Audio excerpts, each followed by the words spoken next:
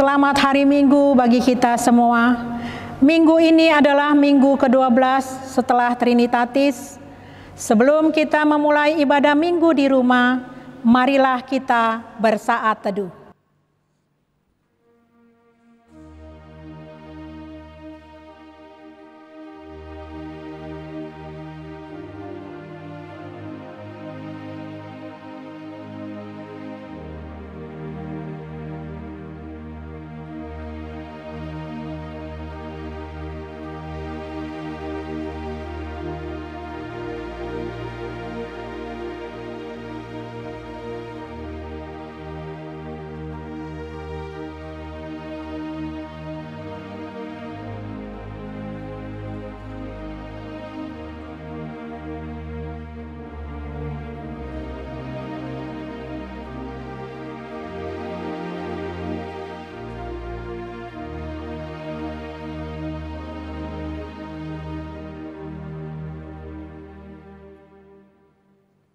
Kita bernyanyi dari buku nyanyian HKBP nomor 135 ayat 1 dan ayat 2.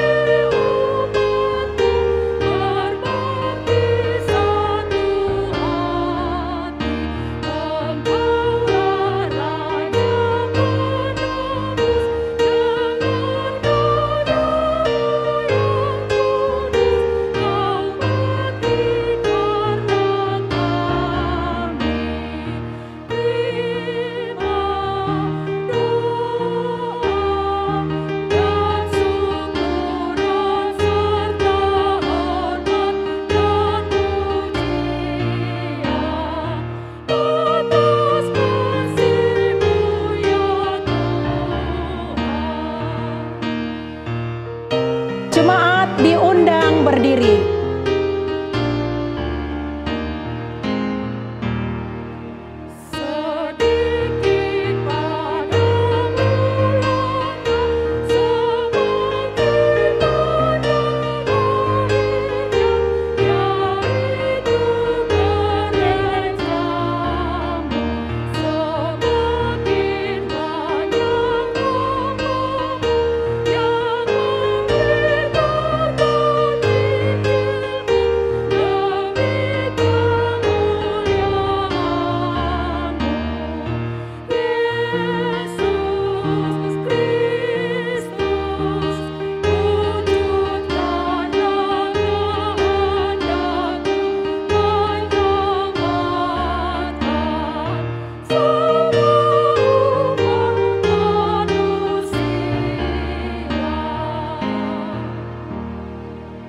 Di dalam nama Allah Bapa dan nama Anaknya Tuhan Yesus Kristus dan nama Roh Kudus yang menciptakan langit dan bumi.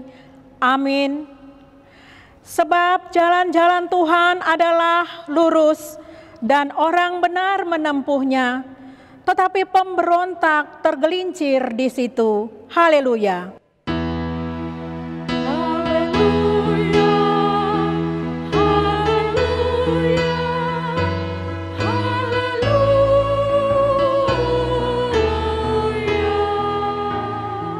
Marilah kita berdoa. Ya Tuhan Allah Bapa kami yang Maha Kasih, tuntunlah kami kepada anak-Mu supaya kami menjadi milik-Nya.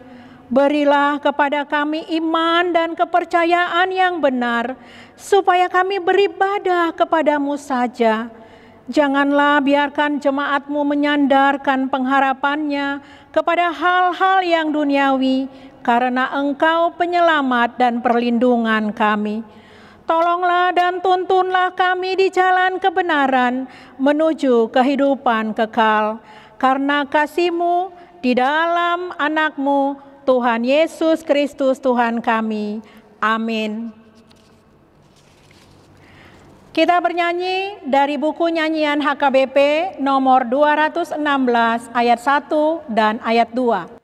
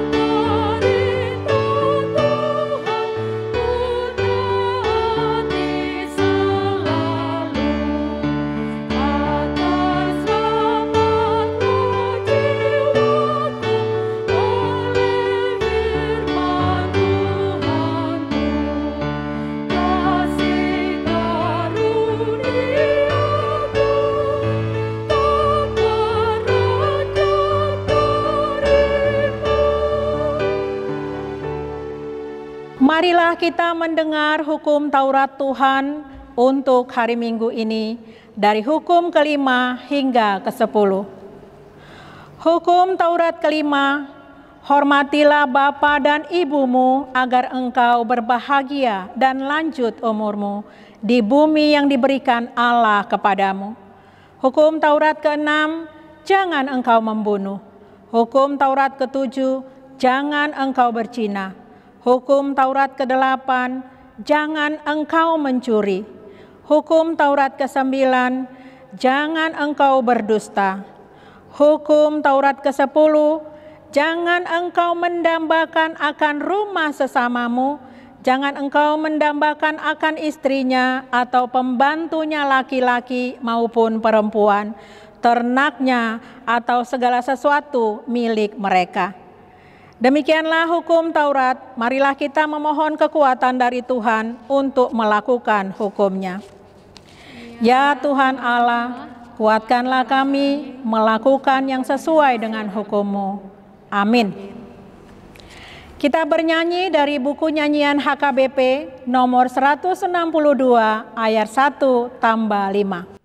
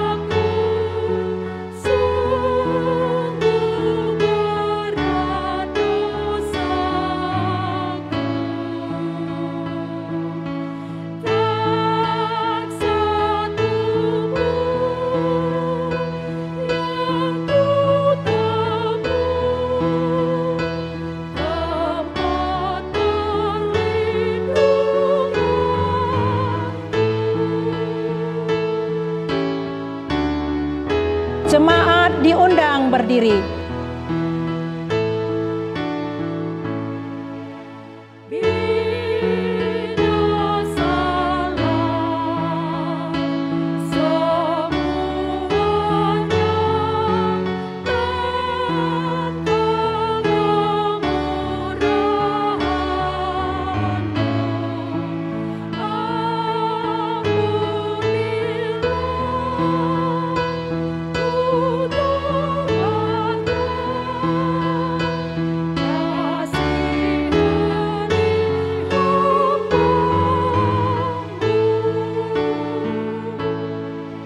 Marilah kita merendahkan hati, mengaku dosa-dosa kita, kita berdoa. Ya Tuhan Allah Bapa kami yang Maha Kasih, kami berkumpul bersama-sama berdoa kepadamu. bukan karena kebenaran kami, melainkan hanyalah karena belas kasihan-Mu yang besar. Kasihanilah dan ampunilah segala dosa dan kesalahan kami, bangunkanlah hati dan jiwa kami, supaya kami dapat meninggalkan segala perbuatan kami yang jahat, dan kami beroleh hidup yang baru di dalam Yesus Kristus Tuhan kami. Amin.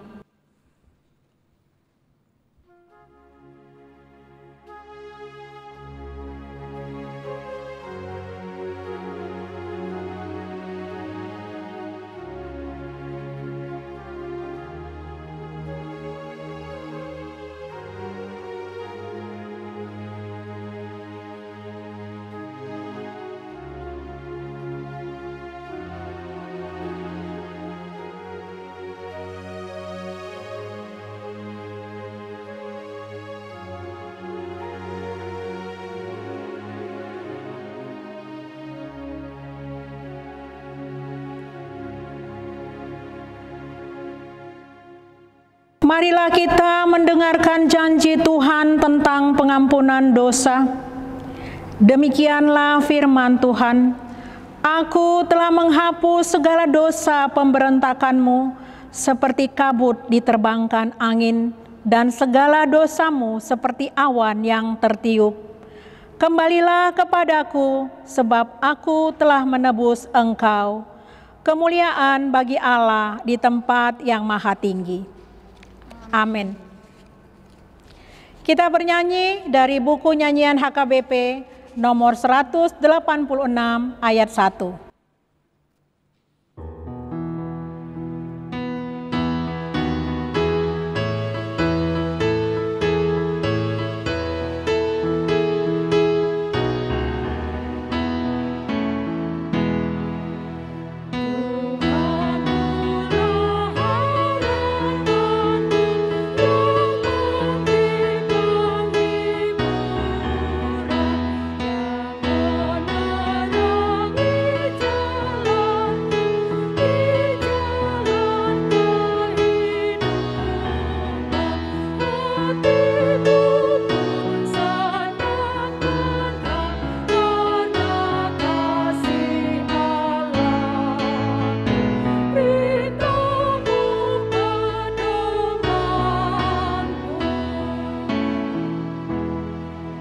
Marilah kita membaca firman Tuhan, epistel di hari Minggu ini, yaitu dari Roma pasal 12 ayat 17 sampai dengan 21. Kita membaca secara responsoria. Janganlah membalas kejahatan dengan kejahatan, lakukanlah apa yang baik bagi semua orang. Sedapat-dapatnya, kalau hal itu bergantung padamu, hiduplah dalam perdamaian dengan semua orang. Saudara-saudaraku yang kekasih, janganlah kamu sendiri menuntut pembalasan, tetapi berilah tempat kepada murka Allah, sebab ada tertulis, pembalasan itu adalah hakku, akulah yang akan menuntut pembalasan, firman Tuhan. Tetapi jika seterumu lapar, berilah dia makan. Jika ia haus, berilah dia minum. Dengan berbuat demikian, kamu menumpukan bara api di atas kepalanya. Mari kita membaca bersama-sama. Janganlah kamu kalah terhadap kejahatan, tetapi kalahkanlah kejahatan dengan kebaikan. Demikianlah firman Tuhan. Berbahagialah orang yang mendengarkan firman Allah serta memeliharanya. Amin. Kita bernyanyi dari buku nyanyian HKBP nomor 713 ayat 1 dan 2.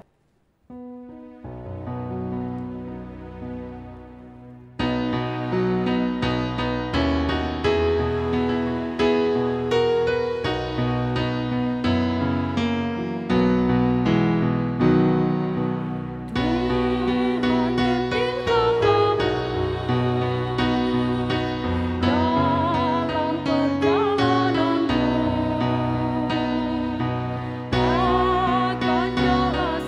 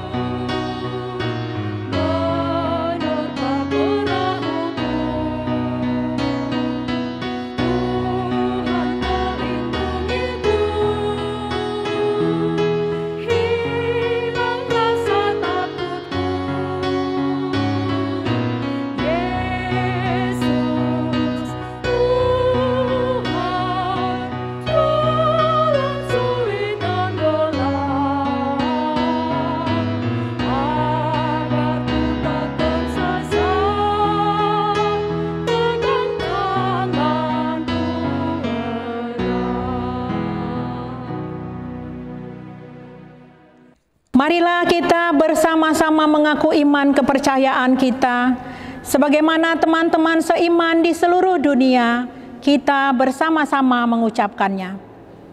Aku percaya kepada Allah, Bapa yang Maha Kuasa, Khalik langit dan bumi.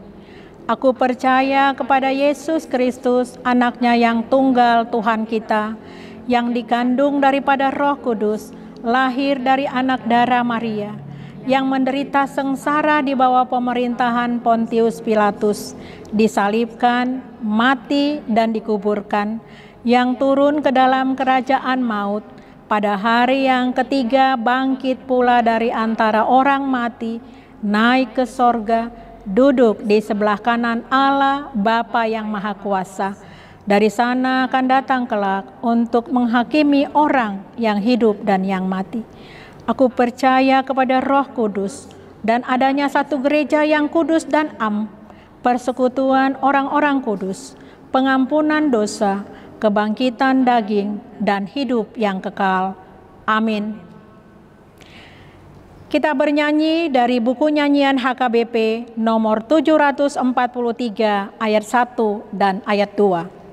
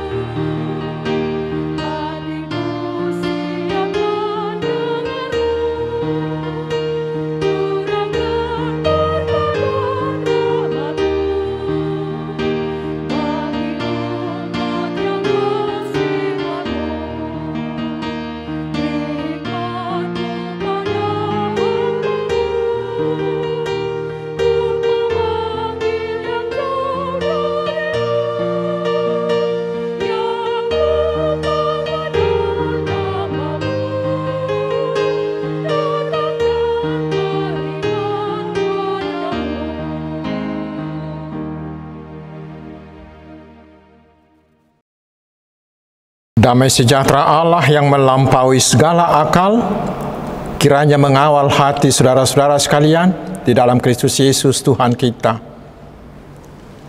Amin. Selamat hari Minggu saudaraku. Bagaimana kabar? Sehat semua ya? Saya berharap kita semua tetap sehat, tetap semangat. Dan bila ada teman-temanku yang sedang terbaring di rumah sakit atau isolasi mandiri di rumah, mari tetap kuat, tetap semangat, tetap tenang, tetap berharap, tetap percaya kepada Tuhan yang akan segera menyembuhkan kita. Mari hari ini kita akan disapa oleh firman Tuhan. Mari kita mendengarkannya dari kitab Mazmur pasal 34 ayat 12 hingga ayat 18. Saya bacakan untuk kita. Marilah anak-anak, dengarkanlah aku. Takut akan Tuhan akan kuajarkan kepadamu. Siapakah orang yang menyukai hidup, yang mengingini umur panjang untuk menikmati yang baik? Jagalah lidahmu terhadap yang jahat, dan bibirmu terhadap ucapan-ucapan yang menipu. Jauhilah yang jahat, dan lakukanlah yang baik. Carilah perdamaian, dan berusahalah mendapatkannya. Mata Tuhan tertuju kepada orang-orang benar, dan telinganya kepada teriak mereka minta tolong. Wajah Tuhan menentang orang-orang yang berbuat jahat, untuk melenyapkan ingatan kepada mereka dari muka bumi. Apabila orang Orang-orang benar itu berseru-seru, maka Tuhan mendengar dan melepaskan mereka dari segala kesesakannya.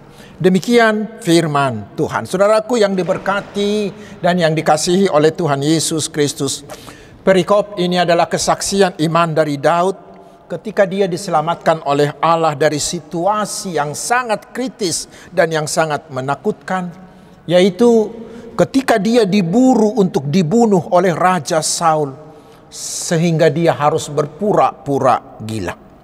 Dan dari pengakuan inilah Daud mengajak semua orang, termasuk kita hari ini, jadilah orang benar di hadapan Allah, dan Allah pasti menyelamatkan kita. Agar lebih jelas, saya ajak nanti saudara membaca kitab 1 Samuel pasal 21 sampai pasal 22. Dan itu nanti kita hubungkan dengan Mazmur pasal 56. Di sana kita akan membaca bahwa ketika itu Daud sangat-sangat ketakutan. Dan kita bisa maklum karena yang mengejarnya adalah raja yang membawa lengkap pasukan dan ingin membunuhnya. Itu pasti sangat menakutkan. Dan saking takutnya, lalu Daud menggunakan kemampuannya, terutama kemampuan pikirannya. Dia mendatangi Imam Ahimelek.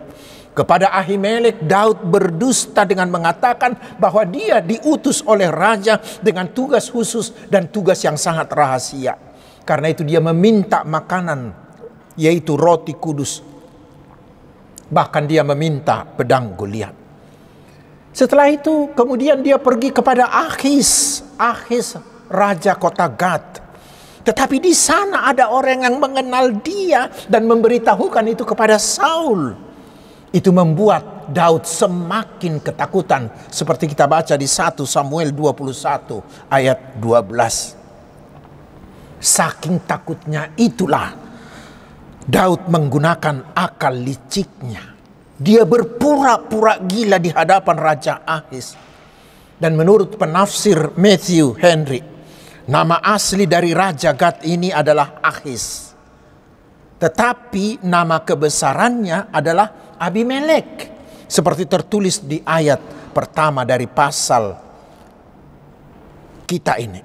Daud berpura-pura gila supaya dia tidak ditangkap. Itulah awal dari perikop ini. Saudaraku, itulah akibat dari ketakutan yang luar biasa. Kita juga mungkin sudah pernah mengalaminya. Ketakutan akan membuat kita hanya menggunakan akal, menggunakan pikiran, menggunakan kemampuan kita. Lalu kita bersikap pragmatis. Kita mau membuang prinsip-prinsip dan idealisme kita. Dan kita mau menghalalkan segala cara. Melakukan apa saja asal kita selamat dari keadaan itu. Ada orang karena dia takut tidak dapat jabatan, lalu dia mau pindah agama. Karena takut penyakitnya tidak sembuh, ada orang yang pergi ke dukun, pergi ke paranormal. Sebenarnya saudaraku, itu adalah cerminan ketakutan yang luar biasa. Terutama pembuat kekerasan itu adalah bukti dari ketakutan. Bahkan ada yang pernah mengatakan, mengapa ada kelompok yang mau membakar gereja, yang mau menutup rumah ibadah, yang mau melakukan kekerasan kepada umat Tuhan? Karena ketakutan mereka atas kehebatan anak-anak Tuhan itu. Saudaraku yang terkasih, setelah mendengar itu, sampai di sini mungkin kita akan berkata, wah, brengsek juga nih si Daud ini, begitu. Tetapi itulah kehebatan Alkitab kita. Alkitab kita tidak mau menutup-nutupi yang salah. Tetapi sekarang lihat apa yang terjadi sesudah itu. Mari kita ikuti cerita selanjutnya. Maka kita akan melihat bagaimana terjadinya perubahan yang besar pada Daud. Inilah yang harus kita pelajari. Mari kita baca di Mazmur 56 terutama ayat 4 dan ayat 5. Di sana Daud berkata, waktu aku takut, aku ini percaya kepadamu, kepada Allah yang firman-Nya kupuji, kepada Allah aku percaya, aku tidak takut. Apakah yang dapat dilakukan manusia terhadap aku? Ketika itulah terjadi perubahan besar dalam diri Daud. Dari ketakutan terhadap manusia berubah menjadi orang yang takut akan Tuhan. Dari orang yang mengandalkan kemampuan sendiri berubah menjadi orang yang hanya mengandalkan Tuhan. Terutama dari orang yang menggunakan akal licik. Karena ketakutannya sekarang Daud berubah menjadi orang benar yang hanya mengandalkan Tuhan. Karena dia menyadari bahwa menjadi orang licik itu tidak membantunya. Yang bisa mengundang Allah untuk membantunya dengan caranya yang ajaib hanyalah bila dia mau berubah menjadi orang benar. Karena itulah dia berubah menjadi orang benar. Saudaraku, itulah seruan firman Tuhan melalui Daud hari ini bagi kita. Sebaiknya jadilah orang benar di mata Tuhan. Jadilah orang benar di mata Tuhan. Buang semua kelicikan-kelicikan. Buang semua yang menggunakan dan menghalalkan segala cara untuk mencapai tujuan. Di ayat 9b kita diajak lebih baik berlindung kepada Allah. Dan di ayat 10 kita diajak lebih baik takutlah akan Tuhan. Daud menyaksikan di dalam perikop ini ternyata tidak ada gunanya mengandalkan kelicikan seperti yang dia lakukan tadi. Tidak ada gunanya menggunakan kekuasaan seperti yang dilakukan Raja Saul. Tidak ada gunanya mengandalkan kekuatan seperti yang dilakukan oleh Goliat. Yang terbaik adalah jadilah orang benar di mata Tuhan. Saudaraku, kita tidak perlu malu untuk mengakui bahwa kita juga mungkin pernah berbuat seperti Daud ini. Mungkin pernah kita menggunakan kelicikan untuk memperoleh jabatan. Menggunakan kelicikan agar lulus ujian. Menggunakan kelicikan agar dapat proyek, agar dapat pangkat. Menggunakan kelicikan agar kita dapat untung banyak dan lain-lain. Hari ini saudaraku, firman Tuhan mengajak kita, buanglah semuanya itu. Tetapi mari kembalilah menjadi orang benar di mata Tuhan, yang takut akan Tuhan dan hanya mengandalkan kuasa Tuhan. Lalu sekarang orang yang bagaimana yang dapat disebut sebagai orang benar di hadapan Tuhan? Mari kita pelajari dari nats firman Tuhan hari ini. Karakter yang pertama di ayat 14 dikatakan bahwa orang yang benar di mata Tuhan itu adalah orang yang menjaga lidah dan bibirnya. Kita hubungkan dengan Yakobus pasal 3 ayat 5 sampai 6. Di sana dikatakan bahwa walaupun lidah kita ini sangat kecil, tetapi lidah ini adalah api yang bisa menimbulkan persoalan besar. Tetapi orang benar adalah yang mampu menjaga segala perkataannya, yang sudah memberikan hatinya dan lidahnya untuk dikendalikan oleh Roh Kudus Tuhan, sehingga di bibirnya, di mulutnya tidak ada lagi tipu, tidak ada lagi kebohongan, tetapi dia jujur. Dia mampu menahan amarah. Dia mampu untuk tidak menyebarkan berita bohong atau berita hoax. Dia menjaga mulutnya agar tidak memberitakan fitnah. Dia menjaga perkataannya supaya perkataannya tetap membangun. Seperti yang dikatakan firman Tuhan di Kolose 4 ayat 6. Hendaklah kata-katamu senantiasa penuh kasih, jangan hambar, sehingga kamu tahu bagaimana kamu harus memberi jawab kepada setiap orang. Itulah karakter yang pertama dari orang yang benar. Karakter yang kedua, kita baca di ayat 15a dikatakan bahwa orang benar adalah yang menjauhi segala kejahatan, tetapi selalu melakukan yang baik. Dia selalu mengatakan iya dan terus melakukan semua yang baik. Tetapi dia mengatakan tidak, selalu menolak hal-hal yang jahat. Itu yang kedua. Karakter yang ketiga dari orang yang benar adalah kita baca di ayat 16, dikatakan bahwa orang benar itu adalah orang yang selalu mencari damai, terus berusaha menjadi pembawa damai dimanapun dia berada. Orang-orang pembawa damai itulah yang disebut oleh Tuhan Yesus di khotbah di bukit di Matius 5 sebagai anak-anak Allah. Karena orang-orang yang membawa damai adalah orang-orang yang membawa sifat-sifat Allah.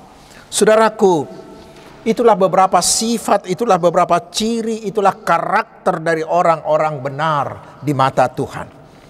Dikatakan lalu seterusnya dari pengalaman imannya, Daud memberitahukan kita betapa banyaknya keuntungan yang akan kita terima bila kita hidup sebagai orang benar di mata Tuhan. Apakah itu? Mari kita teliti nats ini. Keuntungan yang pertama, itu kita baca di ayat 16, dikatakan Tuhan berpihak kepada orang yang benar. Kata berpihak, manatap bahasa Bataknya, itu berarti Tuhan mau menjadi teman. Tuhan mau menjadi sahabat orang yang benar. Dan kita hubungkan dengan Roma 8 ayat 31 dikatakan, jika Allah di pihak kita, siapakah yang akan melawan kita? Siapa yang akan mampu melawan kita? Orang benar tidak akan dapat dikalahkan oleh apapun karena dia tidak pernah terlepas dari penjagaan dan penyertaan Tuhan. Tuhan selalu menjaganya dalam kondisi apapun. Dan di ayat 19 dikatakan Tuhan dekat dengan mereka dan pasti akan melepaskan mereka dari segala kesulitan mereka. Saudaraku, ini sudah dialami banyak teman-teman yang mengalami penderitaan akibat terinfeksi atau akibat terdampak secara ekonomi oleh pandemi saat ini. Dalam situasi yang sangat kritis, saya sendiri dan teman-teman lain sudah mengalami bagaimana Tuhan menyertai, bagaimana Tuhan menyelamatkan dengan caranya yang sungguh-sungguh ajaib. Karena Tuhan berpihak pada orang-orang benar itu.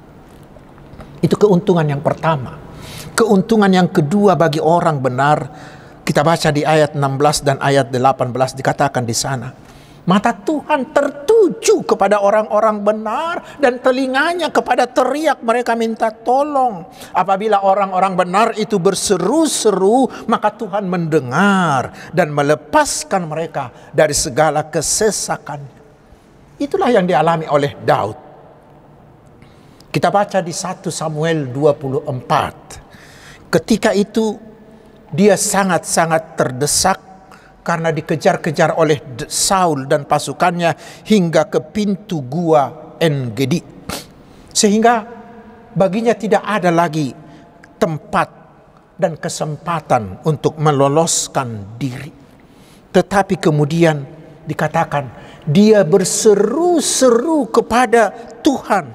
Itu bisa kita baca di Mazmur 57 ayat 3 dan ayat 4a. Di sana dia berseru, aku berseru kepada Allah yang maha tinggi, kepada Allah yang menyelesaikannya bagiku. Kiranya ia mengirimkan utusan dari sorga dan menyelamatkan aku, mencela orang-orang yang menginjak-injak aku. Lalu lihat apa hasilnya saudaraku. Tuhan dengan caranya yang ajaib berperang melawan musuhnya. Dan Tuhan pun melepaskan Daud. Bahkan seharusnya nyawa Saul Tuhan berikan kepada dia, tetapi dia tidak mau. Karena Saul itu adalah orang yang diurapi Allah. Karena itulah di ayat 20 dikatakan bahwa memang akan banyak kemalangan dan penderitaan orang benar karena kebenarannya benar.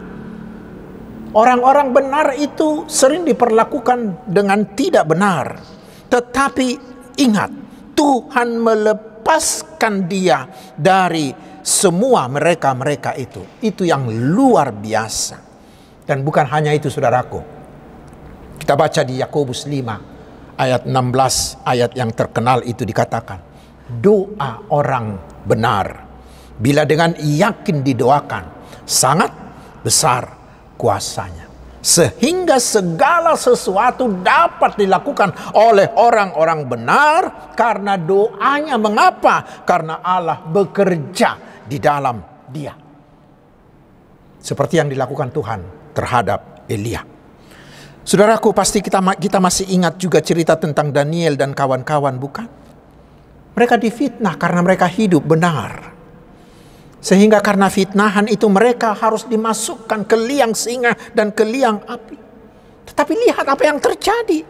Tuhan dengan caranya yang sungguh-sungguh ajaib melepaskan mereka. Karena apa? Karena mereka adalah orang-orang yang benar di mata Tuhan. Demikian juga yang dialami oleh Yusuf.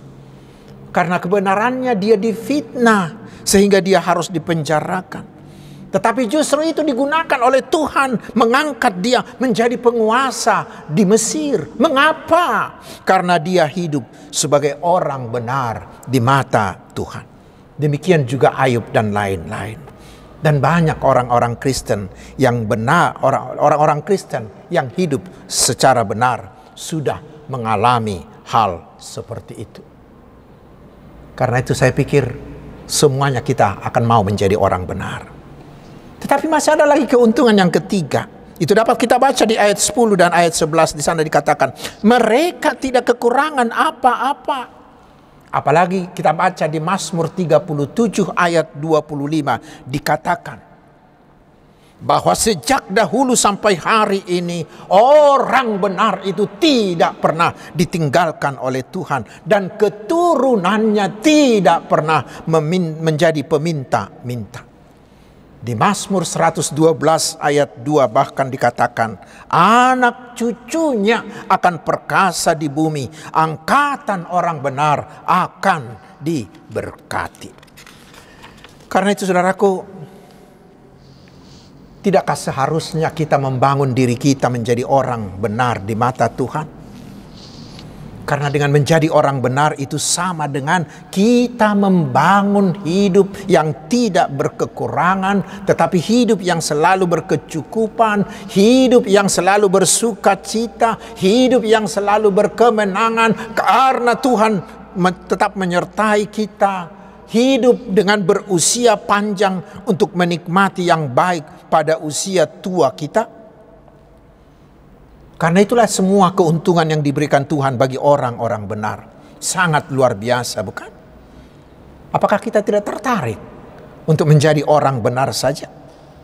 Tetapi saudaraku, memang masih banyak orang yang masih ragu-ragu dengan firman Tuhan ini. Karena kita melihat tidak jarang, bahkan sangat acap, orang benar itu disusahi. Orang benar itu hidup dengan menyedihkan. Orang benar itu hidup miskin. Sementara orang-orang jahat itu kelihatannya sangat makmur dan sangat bersemarak. Majekarido parjahati ninna nadiba. Benarkah demikian? Sepintas lalu mungkin memang demikian. Tetapi saudaraku, janganlah kita menggunakan kacamata manusia untuk melihatnya. Tapi mari kita melihat semuanya itu dengan menggunakan kacamata, dengan menggunakan cara pandang Allah. Ingat bahwa Tuhan tidak pernah berkompromi dengan kejahatan dan dengan orang jahat. Bila hidup orang jahat itu kelihatan makmur dan semarak, itu hanyalah sementara saja, itu hanyalah tipuan semata. Tetapi di akhirnya, seperti kita baca di ayat 17 dan ayat 21 dikatakan, mereka akan dibinasakan bahkan sampai tidak berbekas apa-apa. Dan sejarah manusia, sejarah kehidupan manusia sudah membuktikan itu. Mari kita lihat. Nama siapakah yang paling diingat? Nama siapakah yang paling diidolakan? Nama siapakah yang paling diteladani orang sepanjang abad? Nama orang jahatkah atau nama orang benar? Dan coba lihat, keturunan siapakah yang paling terberkati?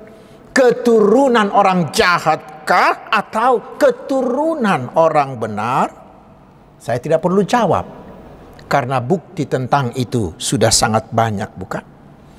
Tetapi yang terutama, pada hari penghakiman ketika Tuhan Yesus datang kedua kali, maka orang-orang jahat itu pasti saudaraku akan dibinasakan, akan dibuang ke lautan api, ke lautan belerang, di dalam neraka yang kekal itu. Tetapi orang-orang benar itu akan diangkat, akan menerima sukacita dan hidup kekal bersama Tuhan Yesus di sorga. Saudaraku, para kekasih-kekasih Tuhan, tentu kita semua merasa sedih, bahkan kita merasa cemas, takut, dan khawatir bila masyarakat kita dipenuhi oleh orang-orang jahat, bila masyarakat kita dipenuhi oleh orang-orang yang suka melakukan kejahatan. Karena itu saudaraku, mari mulailah dari diri kita sendiri, lalu juga membangun semua anggota keluarga kita, membangun dengan pertolongan Roh Kudus agar kita menjadi orang-orang yang benar di mata Tuhan. Kemudian kita memperluas lingkaran pengaruh kita dengan menggarami anggota masyarakat kita, sehingga pelan tetapi pasti masyarakat kita akan semakin aman, semakin sejahtera dan bahagia. Seperti kata Bunda Teresa, damai atau perang itu dimulai dari rumah. Bila rumah kita sudah diisi oleh orang-orang benar, maka rumah kita akan memperluas lingkarannya kepada orang-orang sekitar kita. Dan masa pandemi COVID-19 ini, mari jadikanlah itu menjadi momentum membangun diri menjadi orang benar. Pilihan ada pada kita. Apakah kita mau cemburu? Apakah kita iri dengan hidup orang jahat lalu kita mau mengikutinya? Atau tidakkah lebih membahagiakan bila kita mau hidup sebagai orang benar di mata Tuhan sepanjang usia kita? Apakah tidak membahagiakan bila sejak usia dini kita mendidik anak-anak keturunan kita sejak usia dini agar mereka juga tetap hidup menjadi orang-orang benar? Tuhan Yesus memberkati. Amin. Mari kita berdoa. Terima kasih atas firman-Mu ya Tuhan. Meteraikanlah itu dalam hati kami dan bantu kami dengan Roh-Mu agar kami dapat melakukannya. Kuatkan kami dengan Roh Kudus-Mu agar kami hanya mau hidup sebagai orang yang benar di mata Tuhan. Dan kami mau mendidik anak cucu kami supaya mereka juga mau hidup sebagai orang benar di mata Tuhan. Tobatkanlah hati mereka yang masih terlena dalam kejahatan, agar mereka kembali menjadi orang benar, sehingga masyarakat kami semakin aman, semakin sejahtera dan bahagia. Ya Tuhan Bapa di sorga, lawat dan sembuhkanlah teman-teman kami yang sakit, terutama yang terinfeksi oleh virus COVID, baik yang dirawat di rumah sakit maupun yang isolasi mandiri. Berilah kuasa-Mu kepada semua para medis yang merawat mereka. Berkatilah pemerintah kami dan semua pihak yang terus berusaha keras dengan segala usaha dan kemampuan untuk memulihkan kondisi kesehatan, kondisi sosial, dan ekonomi bangsa kami. Tetapi Tuhan, tolonglah, tobatkanlah hati mereka yang mau mengambil keuntungan, yang masih mau menyebarkan berita bohong, yang memperkeruh suasana, dan yang mempolitisasi keadaan ini. Tetapi biarlah semua kami mau memberi kontribusi terbaik kami untuk memutus mata rantai penyebaran virus ini, sehingga kami segera bisa hidup normal. Berkati kami satu persatu ya Tuhan, baik di keluarga, di pelayanan, di studi, di usaha, di bisnis, dan di pekerjaan kami. Berkatilah kesehatan kami, agar kami terhindar dari infeksi virus ini. Cukupkanlah segala kebutuhan kami, karena Engkaulah Gembala Agung, gunung batu, perisai, dan andalan kami. Terima kasih Tuhan, terpuji nama-Mu, Bapa kekal di dalam nama Tuhan Yesus Kristus, dan kehendak-Mu lah yang jadi atas kami. Amin. Saudaraku terkasih dalam Tuhan Yesus Kristus, kita sudah menerima firman Tuhan. Mari menyerahkan persembahan kita sambil bernyanyi dari buku nyanyian HKBP nomor 770 ayat yang pertama dan ayat yang kedua.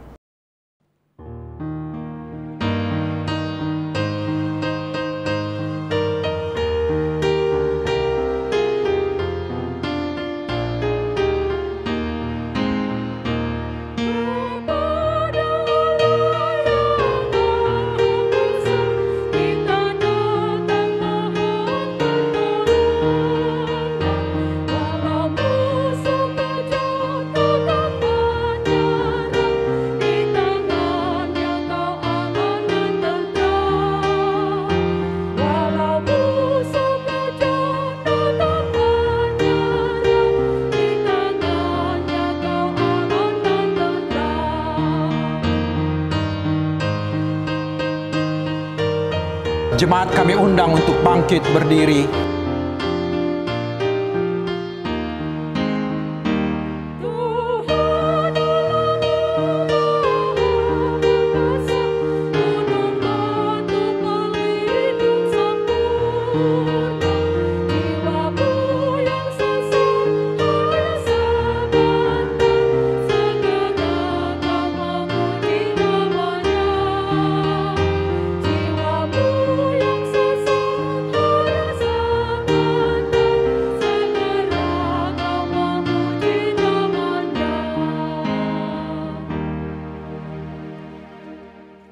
Marilah kita berdoa untuk menyerahkan persembahan ini kepada Tuhan.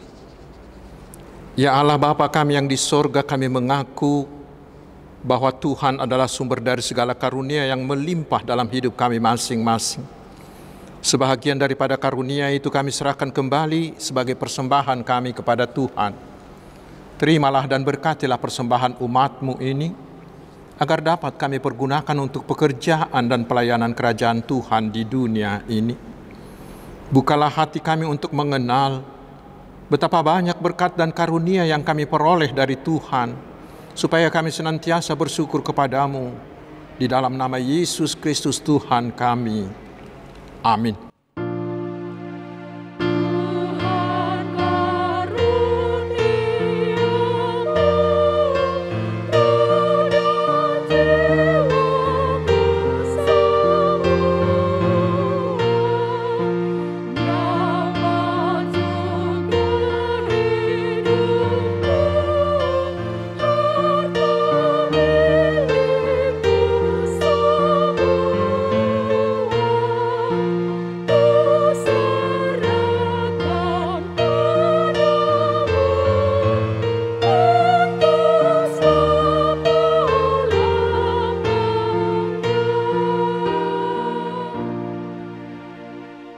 Bapa kami yang di sorga, dikuduskanlah nama-Mu, datanglah kerajaan-Mu, jadilah kehendak-Mu di bumi seperti di sorga. Berikanlah kami pada hari ini makanan kami yang secukupnya, dan ampunilah kami akan kesalahan kami, seperti kami juga telah mengampuni orang yang bersalah kepada kami. Dan janganlah membawa kami ke dalam pencobaan, tetapi lepaskanlah kami daripada yang jahat.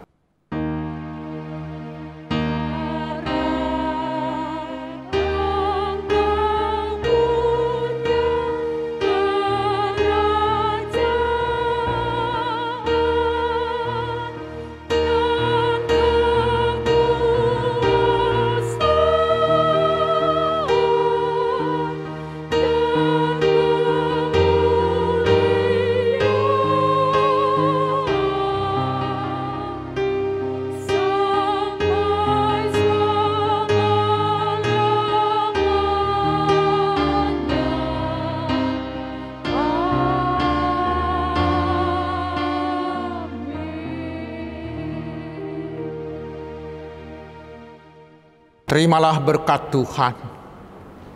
Tuhan memberkati engkau dan melindungi engkau. Tuhan menyinari engkau dengan wajah-Nya dan memberi engkau kasih karunia. Tuhan menghadapkan wajah-Nya kepadamu dan memberi engkau damai sejahtera. Amin.